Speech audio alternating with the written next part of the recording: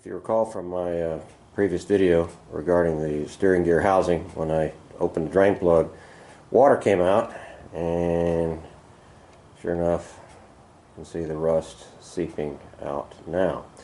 I had what I thought a great idea of taking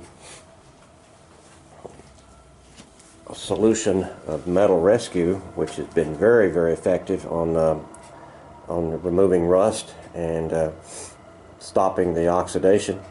All I need to do is mix up a gallon of this and pour it in my gear housing and let it sit for 72 hours and drain it out, and I should be good to go without having to disassemble this thing.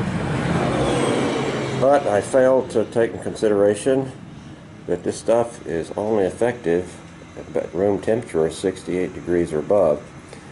And right now we are, as you can see, 45 or 50 degrees, and forecast is to remain below that for the remaining few days, and now we're moving into the winter. So I think all I'm going to do is flush this thing right now with diesel fluid and maybe leave the diesel in there, and when it warms back up in the spring, try this and see if it works.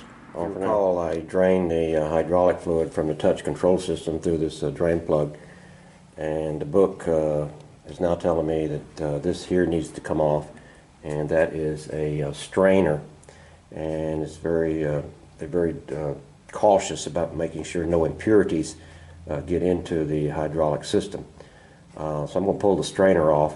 I'm not going to be able to completely drain the hydraulic system, because the book says that after I drain the reservoir, I need to crank the tractor, let it run a little bit to get the fluid out of the pipes, and then drain it again. But since I've got the thing disassembled, I'm not going to be able to start it right away, but at least I can clean the strainer. More later. Okay, I pulled the strainer out of the touch control system. Odd shaped contraption, and I'll make no further comment on that. But it appears to be in pretty good shape, a little debris. And according to the book, I'm only supposed to clean this thing with the International Harvester touch control fluid, which I do not have. Interesting, the fluid, as it comes out of the, some additional fluid came out of the reservoir. It was black initially and then turned to a honey color. Never having purchased the touch control fluid, I don't know what it's supposed to look like. I'll try to pick up some soon. All for now. Back to the touch control system.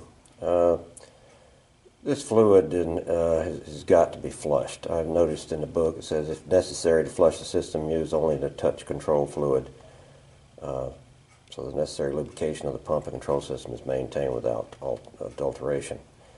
Never use kerosene or any other oils, which I don't plan to do, but to lack an understanding of how to flush the system. So if someone's got some thoughts on how to flush the touch control system on the 1955 International 100 manufactured by Farmall, I would appreciate it.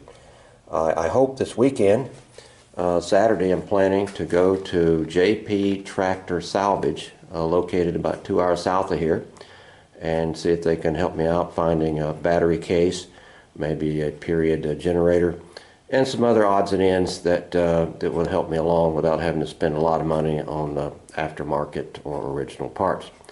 So this may be my last update until I return from the salvage yard. Good night to all.